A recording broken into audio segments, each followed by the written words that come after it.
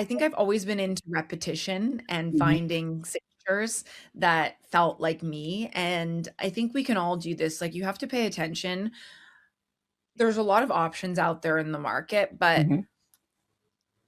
I think when you make it, when you feel like a full body yes about something, Yeah. that's when you get it. Or when you put something on and it just you feel completed. Mhm. That's how I felt when I first found these glasses. These are my prescription glasses, though, Oh, and the okay. yellow tint to the lens allows me to withstand long days doing things like I'm doing right now, where I have, lights shining in my face and screens blaring at me. Mhm. Those things deteriorate your vision, Right. and Mhm. um, the yellow acts as a blue light blocker, but it also just Oh, is okay. incredibly memorable, I guess, and Yeah. allows me to just step outside and walk my dog if I need to and the sun is shining, step back into my office. Mhm. Um, and I think it's just like a sharp signature.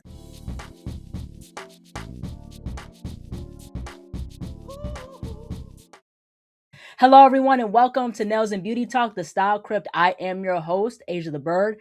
Today, we have a very special guest with us today. She is awesome. She goes by NEWSFASH. She is the owner of NEWSFASH Media. Please welcome Mosha. Hello, Mosha, and how are you? Hi, Asia. I'm great. How are you today? I'm absolutely well. I'm absolutely well. So I want to go ahead and get started, kick things off by asking where you're originally from. Tell us about your upbringing, school experience, things like that. How did how'd you get started? Well, I'm originally from Toronto, Ontario, Canada, and I grew up there. Mhm. And I always dreamt of going to New York City, and then when I found myself in New York, first at the age of 19, Mhm. when I started theater and drama school in New York City, people were always like, "Where are you from?" And I'd say, "Oh, I'm from Canada," and they would assume it's like I'm from a small town, or Mhm. I hadn't grown up with a lot of the experiences that I was lucky enough to be surrounded by, because if you've ever been to Toronto, it's very multicultural, it's quite cosmopolitan, and it's really big. It's a lot Right. bigger than most people realize. It's the fourth biggest city in North America. So with that, I'm a real city kid, and started my career in Canada. Mhm. I grew up in the fashion industry because my mother is a fashion designer, and so I was exposed from literally the age of 2 weeks old when she would take me to work with her, Mhm. because, fashion never stops, and she owned her own business and therefore didn't give herself a full mat leave. Mhm. So I grew up surrounded by fabric and seamstresses and Portuguese, because a lot of my mom's head seamstresses at the time were Portuguese women, and they were both my, you know, second and third and fourth moms, Mhm. and also her employees. So my first language was Portuguese, and then Wow. I would help my mom kind of translate, because I was learning English in tandem, and I was also learning the language of fashion Mhm. and really seeing how things are made from the inside out. Mhm. And so it was a really interesting upbringing, as you can imagine. My father also worked in the business, Oh, wow. ran the financial side of it with my mom. Mhm. So he would bring home every day. I got very curious about what this paper was that my dad Mhm. brought home every day. It said WWD on it. And around the age of 9 or 10, I started to crack it open. And that kind of unfurled the whole world of the business side of Right. fashion, Mhm. and started immersing myself in kind of understanding who the key players were Mhm. and the logistics of the Yeah, industry. yeah. And yeah, so I got bitten by the bug quite early, and then went on to write for the school newspaper and intern and do all the things. And here I am today. Mm. Yeah, that's absolutely cool, like, how your mom was embedded into the fashion industry and things like that. It's absolutely amazing when you have, like, family members or people that you know in regards to being immersed in the fashion spaces. It's, like, easy to get into, especially, understand the nooks and crannies of the fashion industry, the business side, the different fabrics, the different styles of fashion, different eras of fashion too, just to have that access. That's really cool. Yeah, well, and I think a lot of people in the industry, it wasn't necessarily a conscious choice that they Right. made. There really were following a path, or they were really at an early age drawn to something, because it's like this can be a really cutthroat industry. It can be difficult to make a living, get paid, Right. and there's obviously lots of pressure. So you have to really, really love it or feel compelled. And Mhm. my mother was like a sewing prodigy. She started sewing when she was 3 years Oh, old, wow. and like winning competitions and stuff. And I just also too just had this like really early knack for I lack my mother's brilliance when it comes to sewing and design, but Mhm. um with the media side and writing and journalism was just something that started for me quite early on. So I think Right. it was an early indicator. Of course, I explored other things, but it's funny where we end up. Mhm. Yeah, yeah, absolutely, most definitely. So what drew your interest in regards to, like, style and fashion journalism and journalism specifically? Like, what drew you into, like, fashion journalism? Well, initially, I was just a consummate consumer of it. I Mhm. remember the very first issue of Vogue magazine that I finally convinced my mother I had to get, because she was actually dissuading me from consuming all this Right. literature that she was like, "This is not appropriate for a 9-year-old." But it Mhm. was the cover of Vogue, I think it was 1990, I think 4 or 5, that Okay. had Lisa Marie Presley on the cover wearing Chanel, and I Oh, was just wow. like, Okay. "Oh my god, Michael Jackson's new wife, I need to see what this is all about," and just understanding how they were using fashion as, like, a storytelling Right. device, Mhm. and I was interested in this woman, I was interested in what she was wearing, and the magazine just, like, broke my brain and unlocked this whole other part Right. that I wanted to create Yeah. more of. So, but when I was in college, university, uh, I originally did theater school, and then I went back to finish my degree. And I didn't dress like the other kids. Yeah. And I kind of became known for uh, my style. Like everyone else was sort of in pajamas. That was really the thing in the 2000s. Going to school, people were just very sloppy. Yeah, yeah, And I yeah. was quite put together, and Right. so Yeah. somebody in my residence, was the editor-in-chief of the school newspaper, Mhm. and she said, "Could you do a fashion section for us where you maybe, do editorials and write articles about how we can approach fashion at this very unique juncture?" Because I love looking at fashion through the lens of how it applies to you Right. and where you are in your life, not just like, "Oh, there's a fashion world and then there's regular people." Mhm. We all have to get dressed every day, Right. unless, you're part of some kind of community where clothing is optional or the elements aren't a factor. Most of us get up every day and we have to, put on our uniform or our armor or Mhm. get in here somehow. And fashion is a way that we do that. And Absolutely. so that was a interesting early way that I started to explore a beat, Mhm.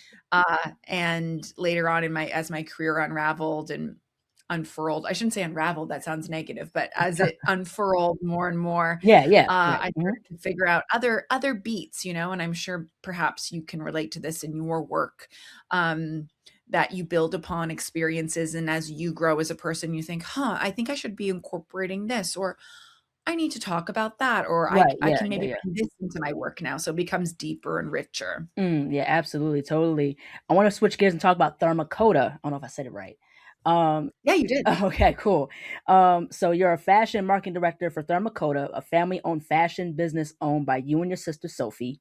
So this is a zero waste outerwear company, clothes made to order. You had to like some Michelle Obama wear your clothing, as well as Coco Rocha, the supermodel, wear your brand. So how did Therma Kota come about? Yes, well, in 2017, I left my full-time job as a fashion director Mhm. at Footwear News, which is part of Women's Wear Daily in New York City, Mhm. to pursue freelance endeavors and just not be so tied down to one beat and one publication. Right. And in tandem with that, I also started this business with my mother and my sister that was just based upon the idea that I really felt like, having delved into the footwear market, Mhm. uh, and attending fashion weeks, all the major ones, and traveling for work a lot, Right. I felt that the most important things in our wardrobes, if I could distill it Mhm. into what had the most impact Mhm. and really served the greatest purpose, it was outerwear Mhm. and footwear. Mhm. Nowadays, I would also include, like, hats in that too. I love your hat, Thank and I you. think hats are a great way that you can really personalize a look too. But if you think about it, like, f shoes can completely change a look. They change the way you walk, Right. the way you enter a space, and they can dress something up or down and just, like, make you feel completely different. And coats also, they really leave that first and last impression. When you're going to fashion weeks or parties, you're not usually taking your coat off, so Right, it right. doesn't really matter what you're wearing underneath. Mhm. And I just felt that there was a need in the market for really versatile, really warm, really well-made, really beautiful, but also really practical, Mhm. outerwear. Because a lot of times outerwear, it's like it can fall into 2 categories. It's either coats that keep us warm and protect us from the elements, or it's coats that look a certain way, Right. Mhm. and those 2 things shall not coexist. But my mother's specialty has always been outerwear. That's really what her brand became the most well known for. Mhm. So we started a line of shearling, primarily outerwear that was all reversible, all made in Canada. Oh, wow. And then every little bit of scrap, we made hats similar to the one that you were wearing. Mhm. We made gloves. And I say we made in the past tense because last year Mhm. we wound down the business because my mom wanted to retire, and we Right. thought, oh, this is such an ideal situation because we've been able to pay ourselves. We don't owe anyone any money. We own 100% of the business, Right. and it was right before all the Trump tariffs hit, and over 50% of our business was in the US at that point. Wow, okay. So, yes. So now we just do custom few pieces for special clients, primarily interiors like pillows and blankets Mm. with the leftovers. And once we have no more shearling scraps left, the business will be completely done and Mhm. and kind of end that chapter. And over the past few years, I've been really building NEWSFASH, and that's needed my attention. So yes, things continue to evolve, and we start one chapter and close another. Yeah, totally, absolutely. Now, what were some of the valuable lessons that your mom taught you in regards to fashion and having your own voice in regards to in the fashion world?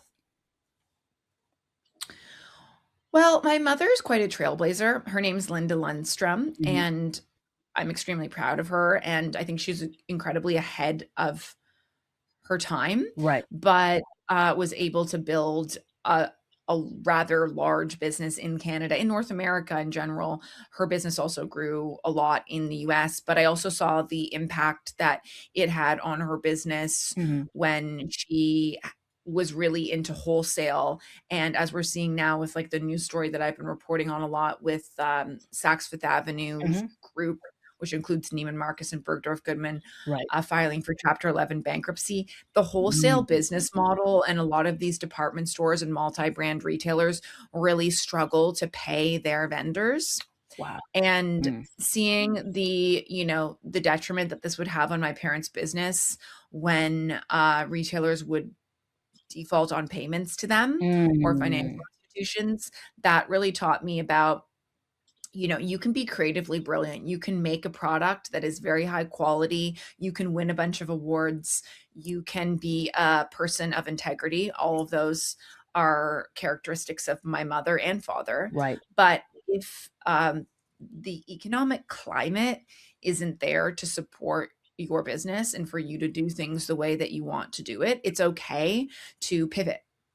And that's what my parents did. They sold the business, Mhm. and kind of got out of that. That's why we launched Therma Kota later on, like, after it had been, more than 10 years that my mother had been a bit out of Mhm. having her own business in that way.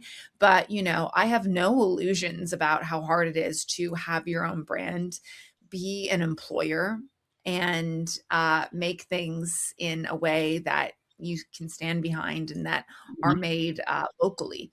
Mhm. So but also my mom taught me a lot about perseverance, how to treat people, and to surround yourself with people that, are better than you in the areas where you need to shore up for, but Mhm. also to not lose yourself to a system that is ultimately, quite toxic, like the fashion industry. How Right. to remain, uh, sane Yeah, yeah. in an increasingly chaotic world. Mhm. I want to get into as far as the next question. So I want to get on to fast fashion and sustainability. So what's your take in regards to fast fashion and how it impacts the environment? Do you think that slow fashion is making a resurgence? Like how important is slow fashion? It's very important, but it's hard to compete with the speed and agility of these fast fashion behemoths. Mhm. And the fact of the matter is that a lot of people have a mindset, which I can understand, where they don't have the means to invest Mhm. and Right. they want something new and they want to feel like they're either on trend or, you know, scratching that itch of getting something, that dopamine hit that shopping and consumption can bring us. Right. And everything's so accessible these days. So Mhm. instead of saving for something, really yearning for something, wanting that thing, we're Mhm. in a culture where dupes are aplenty Yeah. and where you can basically get everything you want at every price point just shipped right to your door. Right. And I think consumers are more and more okay with like not touching and feeling or knowing much about a brand or having a relationship with it. Yeah. And yeah, there's just a bit of a disassociation. But then to contrast that, I'm heartened by seeing what's happening with like the secondary market, for instance, or Mhm. smaller brands that are able to really figure out a way to uh, empower their consumers to make decisions that are, more ethical and more Right. sustainable and just make you feel a certain way. And I think when you wear an item of clothing that is made with the kind of considerations that Yeah. slow fashion or quality design, because it's not just the stitching and the sewing and the material. And I think sometimes people can simplify these issues or be like, all polyester is bad. I don't prescribe to that. There's some incredible polyester out there. Mhm. Right. And polyester or viscose, these are necessary materials for certain types of for certain categories within the industry. Uh, Activewear being one of them. But Mhm. Mhm. when you wear something that is actually made with like just a thoughtful design, it feels different. I'm wearing a female designer right now, Simone Rocha, who I really love, who's Irish but shows here Mhm. during London Fashion Week. And this is just a denim jacket, but the reason I don't have another denim jacket I love is because all other denim jackets feel like they're designed for a man's body. And this one is cinched at the waist and articulated at Yeah, the yeah. waist and really Mhm. appreciates the female form. Mhm. And I feel like I can dress it up like I've done here with this brooch. And I love the sleeve, which, Mhm. it's got this real poof and this detail that gives it Yeah. something, a point of differentiation. It's Yeah. all these thoughtful details that I think made this a worthwhile piece to get. Could have Mhm. got this for $10, paid a lot more than that. But Yeah. sometimes paying more for something actually means that you spend less because it satisfies you fully. Mhm. And then you're like, I don't want anything else versus piddling away your money on smaller things and none of them actually, making you feel great. Yeah. Yeah, and I think it's very interesting because, like, with fast fashion, the key word is fast. Like, it's like this, like, very fast pace of, like, having those dupes out, something that they see from a runway, they do the cheaper version of it. And I think also too, I think the thing with slow fashion is that people take their time with the craftsmanship and detailing and tailoring, like how you said about the denim jacket. You know what I mean? I think the tailoring, it is what makes the look or the piece that you get last worthwhile. So, and I like how with certain brands they take their time with detailing and stuff. I'm a very detail oriented person as an artist. So I like Yes. to, I like how people like Hermes or like, or brands like Hermes, or Schiaparelli, they pay so much attention to detail. You know what I mean? So that's the thing with slow fashion is when you take your time with those little details and make sure the fit is right and, you know, the person feels good in it. I think that's something that could last long. I completely agree. And if you think about the human psychology of it all, there's lots of other areas in life where waiting, yearning, and having to kind of go through hoops Right. in order to get something or somewhere is part of the experience that we derive joy from. I mean, that's why you see places that have lineups Mhm. there's studies that show, part of why you think something tastes better is that you waited a bit for it. Right. Or, the cafe that has a line around the block, that's the one that everyone wants to go to Hmm. because it's that process that is part of the enjoyment that we Right. derive from the experience. Same with Hermes. If you can't get something exactly right away, whatever you want, that journey that they kind of force you to go down, Hmm. while people complain about it, it also, I think, imbues the experience with like a bit of a deeper meaning. Like you have to really want it and Right. you don't take it for granted when you finally get it. Right. Absolutely. Definitely. So I want to get into as far as luxury fashion. How would you define luxury fashion in your perspective? I think the word luxury has lost a lot of its meaning. Hmm. I think these days we really associate it with just anything that's expensive. Yeah. But then I think what is interesting from a consumer sentiment standpoint, and I've been seeing a lot of this with my NEWSFASH audience, which for anyone who doesn't know, I have a platform called NEWSFASH, which is like a play on words of news flash, Yeah. Yeah. where I unpack what's happening in the world of fashion on TikTok, Instagram, YouTube, Substack, podcasting, all the things. Right. Hmm. But more and more these days, consumers are disillusioned by the price value equation Right. and are recognizing that, they might get something that's of quite good quality from Uniqlo and might get something that's of quite bad quality from a brand that's categorized as luxury, which Right. is, owned by a luxury conglomerate. Usually that means that it's owned by white men in Europe, Hmm. um, and it's part of that ecosystem, and they have a kind of monopoly on the market. Hmm. But I also think you can find luxury in places that you might not think. Like, you could be in a souk in a Middle Eastern or North Hmm. African country and find the most beautifully made babouche Hmm. sandal Right. of leather, and that I would consider a luxury product. Or you could be in Ireland and find the most gorgeous Aran knit, and Hmm.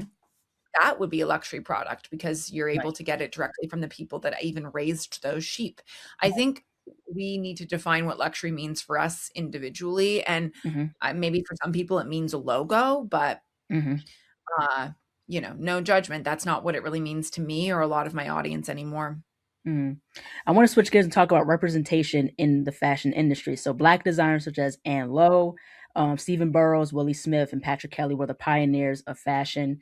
Of course, Andre Leon Talley was a fantastic fashion scholar and historian that helped shape how we view fashion today. What is your take on the impact of Black designers in the fashion industry? And do you think designers of color get enough credit in the world of fashion, in your perspective? Absolutely. They clearly don't get enough credit. I mean, we have isolated events like the dandyism exhibit at the Met last year, Hmm. which I think was a beautiful celebration of Agreed. Black excellence. And I think there's obviously a lot of pioneers that you mentioned that, kind of even transcend the fashion industry and are just pop cultural and artistic figures. Right. And but what something that I'm really heartened by right now that I see happening, because a big point of contention that I like to raise on NEWSFASH often is the lack of female perspectives in an industry that is predominantly uh, markets itself to women and relies on the spending power of women, but Right. yet a lot of the creative directors are men. But it's Hmm. really cool to see these fabulous talented Black women like a Grace Wales Bonner, who's Hmm. the new creative director of Hermes and Yeah. has a brilliant line of her own which she's going to continue, and her Mhm, ongoing collabs with Adidas, which have been super successful. She's really one mhm. of the leaders in the sneaker athleisure market, which is That's really cool. such big business. And then also Rachel Scott. Oh, and I wanna say that, Grace Wells Bonner, she's British, Mhm, of Jamaican descent, And then Rachel Mhm. Scott, who's New York based, has her own award winning brand, Diotima. She's such a wonderful eye for materiality and texture. Mhm. And she's also the new creative director of Prenza Schooler. And I thought her Wow. debut collection was gorgeous. So I really like to see that because Mhm. I can't think of anything quite as needed as both the black perspective combined with the female perspective. Like that's some powerful stuff. And I've done a lot of work with an organization called the 15% Pledge, Mhm. which was founded by my friend Aurora James, Mhm. and is an advocacy group which works to get multi-brand and large-scale retailers to allocate 15% of their both digital and physical shelf space Mhm. to Mhm. Black owned and creatively led brands, and the 15% is in direct proportional representation to the population of the United States. Mhm. But we even worked across opening a Canadian chapter. The Black population in Canada is a bit smaller, but Mhm. not necessarily in the cities, to have Canadian retailers as well take the pledge.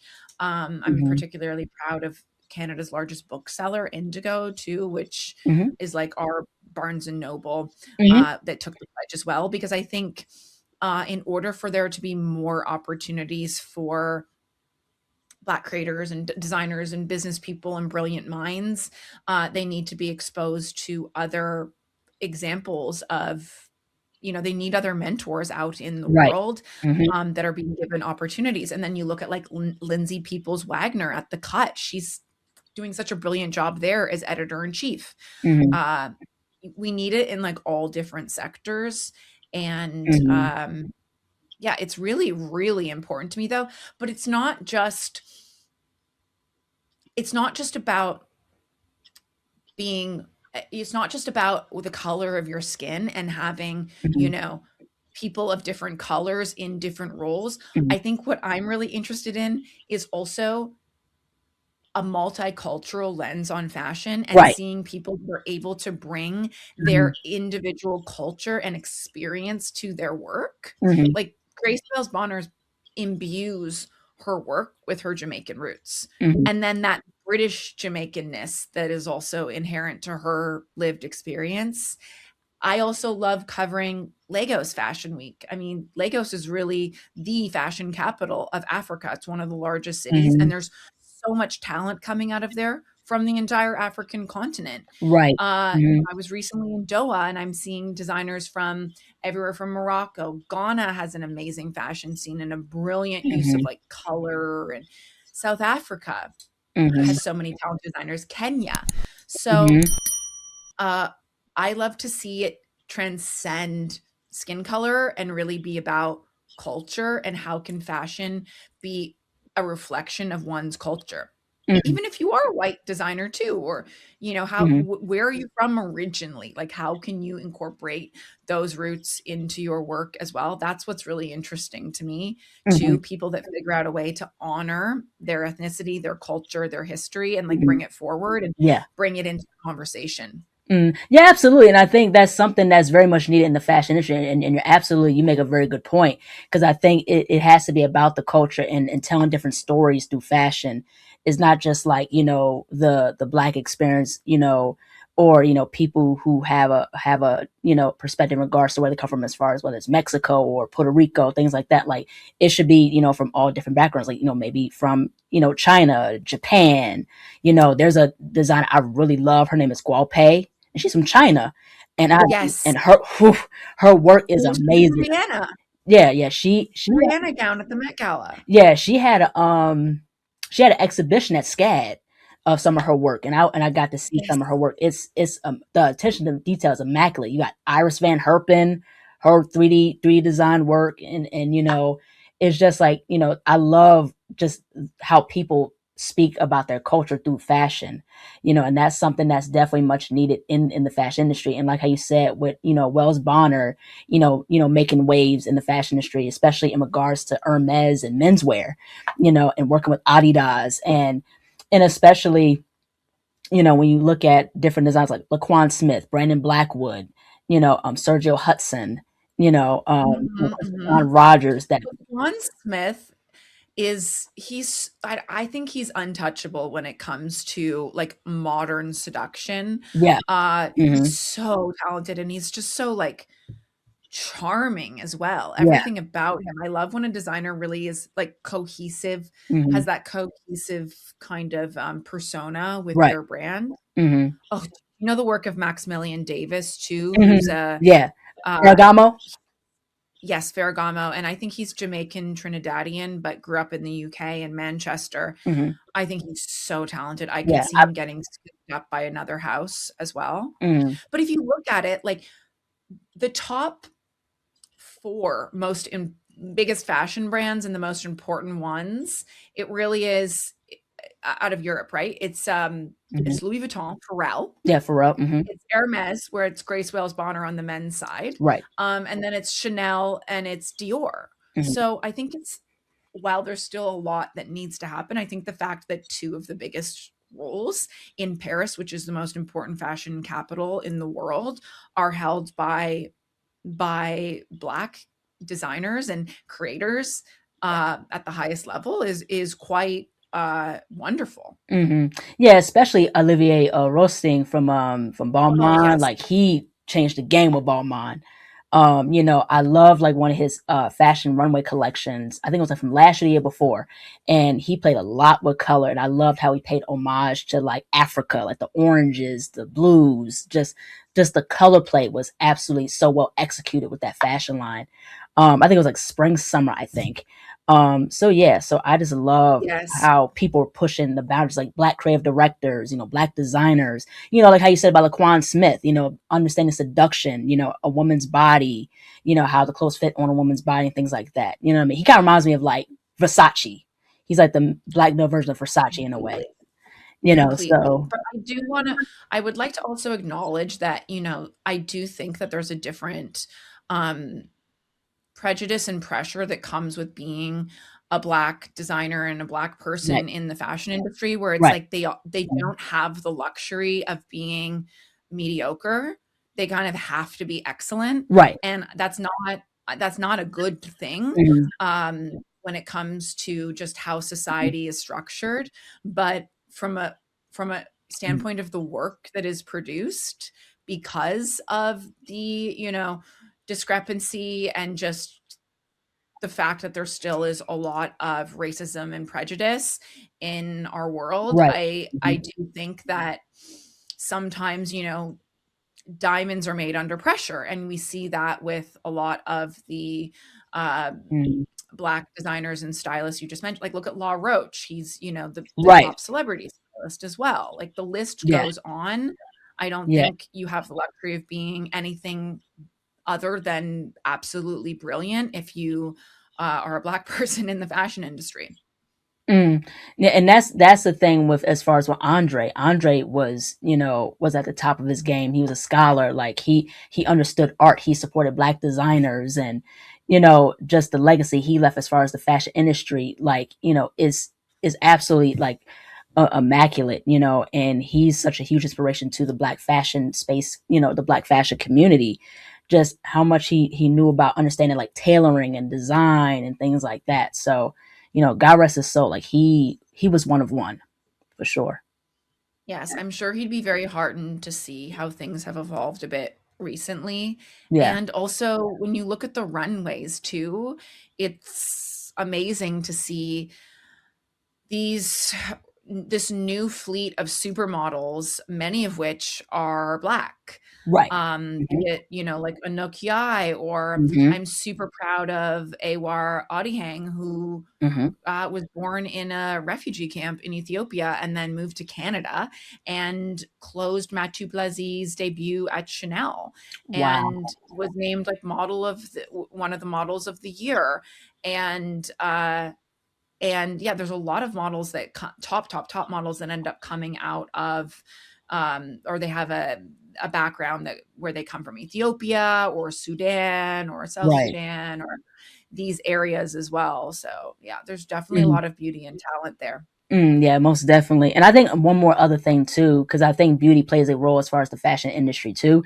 Not only with the makeup and the style, but also the nail artistry. I'm part of the nail industry personally. And I think to me, the nail industry doesn't get enough credit within the fashion industry, especially black nail creators, whether they're press on nail artists or like manicurists and things like that. I think there has to be, in the fashion industry sense, there has to be more of a line shite a light shined on people in the nail industry who do nails for the celebrities and things like that. You know what I mean? Especially for the fashion shows. There used to be a nail cam in the red carpets, but they don't do it anymore. So I think there needs to be more light shined on people in the beauty industry. Completely, especially because that work is painstaking Hmm. and you really do need to be an artist, uh, and have an incredible eye to Hmm. execute it. Yeah, definitely, most definitely. I want to go ahead and switch gears and talk about menswear season. So, also a little bit of haute couture season. So, Ralph Lauren and Louis Vuitton were some really cool runway shows. So, what has been some of your favorite menswear fashion shows, and what were some of like your favorite looks, possibly? Well, the Ralph Lauren show was amazing. Hmm. It was so fun to see that, especially in Milan, and how it was styled, and it brought in all these different cultural Americana tropes. But then also, I love to see that Ralph Lauren is now consistently working with indigenous artisans, because for a really long time, he's kind of appropriated a lot of Native American, specifically, design codes, Hmm. be it from Navajo Hmm. tribes or, uh, you know, many different Native groups, Right. but then just kind of on the surface level. But he worked with a Native artisan on some beadwork this season called Josie Little Sky, Hmm. and I thought that was really stunning. I love, and I could you can feel it, like, when the Right. work actually incorporates, the true artisans that are responsible for it, it Hmm. really stands out to me. I thought Julian Klasner at Dries Van Noten is doing a really brilliant job. He's an insanely talented colorist and Hmm. extremely artful. And then, Hmm. other standouts, Lee, which is a Japanese brand and, Hmm. has a really specific pared back minimalist point of view, but never boring, I Hmm. thought was good. And then, Rick Owens is always a highlight because he really is able to bring an avant-garde perspective, Hmm. but that yet still people wear. Right. Yeah. He's got his own kind of cult of followers that really are loyal to that look. Hmm. Uh, and and then I also thought that, who else really stood out? I know I'm forgetting somebody really big right now. Oh, yes. Of course, we have to talk about Veronique Nishanian, who showed her Mm. final collection for Hermes, and Mm. you could just tell that Grace Wales Bonner is gonna have so much fun in that role, Yeah. because Veronique, for Mhm. 37 years now, has been able to play in that sandbox with just the most exquisite leathers and materials and craftsmanship. So what an opportunity and kind of changing of the guard that was. Mhm. Yeah, definitely the Hermes show was very, very cool. I really love like the styling of like the jackets. Definitely as far as with Ralph Lauren, I just love to play with color. I love colors. And the detailing of the sweaters and the jackets. I love the motor jackets. Those are really, really absolutely cool. And one thing too about Pharrell's runway show with Louis Vuitton, I love the crates, the big trunk, trunk. The trunks, Yeah, yes. yeah. I love like the artistic creativity of it. It looks like stained glass, So I just love how he plays with like Well, the different environments. yeah, and I saw some people saying, "Oh, why are they doing all these trunks?" Or like, "What kind of gimmick is this?"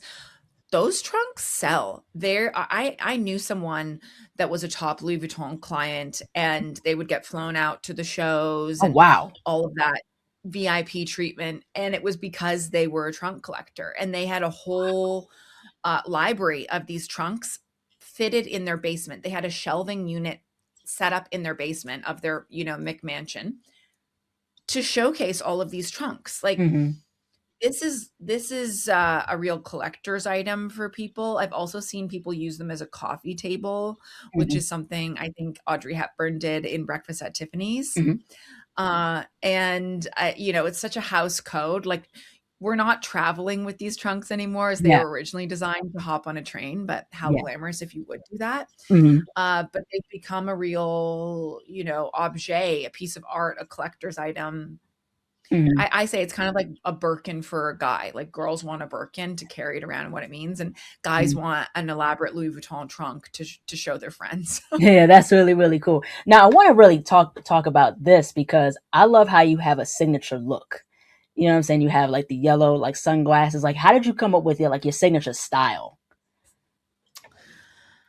Well, it all kind of happened. I think I've always been into repetition and Mhm. finding signatures that felt like me. And I think we can all do this. Like, you have to pay attention. There's a lot of options out there in the market, but Mhm. I think when you make it, when you feel like a full body yes about something, Yeah. that's when you get it. Or when you put something on and it just, you feel completed. Mhm. Um, that's how I felt when I first found these glasses. These are my prescription glasses, though, Oh, and the okay. yellow tint to the lens allows me to withstand long days doing things like I'm doing right now, where I have, lights shining in my face and screens blaring at me. Mhm. Those things deteriorate your vision, Right. and Mhm. um, the yellow acts as a blue light blocker, but it also just Oh, is okay. incredibly memorable, I guess, and Yeah. allows me to just step outside and walk my dog if I need to and the sun is shining, step back into my office. Mhm. Um, and I think it's just like a sharp signature that kind of happened a bit organically. And then, I've always had bangs. My mother has the same fringe, same haircut, Mhm. my whole life. Mhm. And I'm not planning on changing that anytime soon. And I think just having that consistency, and sort of controlling my environment and restricting my palette a little bit.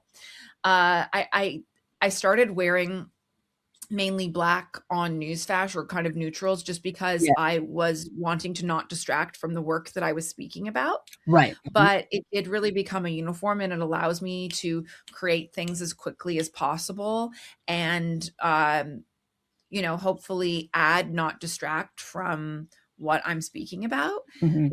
But I do think there is a real power in repetition and finding out what that can be for you. It doesn't mean you need to wear all black, or doesn't mean you need to wear glasses. Right.